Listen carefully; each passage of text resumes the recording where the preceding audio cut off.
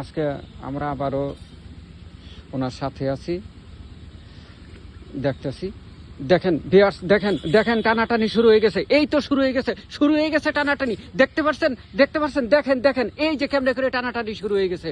সাদিম টানতাছে একদিকে, বাস টানতাছে আরেকদিকে। শিকারী কিন্তু বড় কঠিন শিকারী। দেখেন কেমন অভিজ্ঞতার মাধ্যমে অল্প সময়ের মধ্যেই দুইটি পাঙ্গাস গাছটাপ মাছ উনি শিকার করতে সক্ষম হয়েছেন। এখন দেখেন যে মাছটি শিকার করেছেন এটি কম করে হলেও অন্তত 7 কেজি ওজন। এই আল্লাহ, দেখেন দেখেন দেখেন পানিটাকে কেমন করে লাড়াচাড়া দিয়ে উঠতেছে।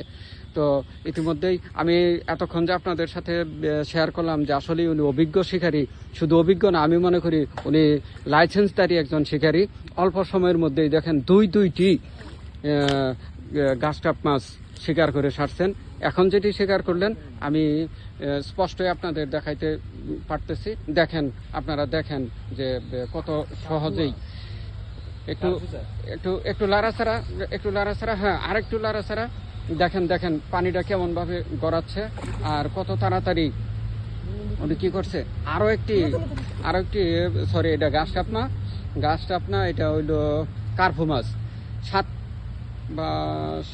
বা 8 কেজি ওজনের হবে আর কি, 7-8 কেজি ওজনের। দেখেন ইতিমধ্যে কত বড় একটি কার্পু মাছ শিকার করা সম্ভব হয়েছে। অসংখ্য ধন্যবাদ সকলকেই। ভিসা পূর্ব আমার উপরে, আমি এটা ভিডিও করতেছি, এটা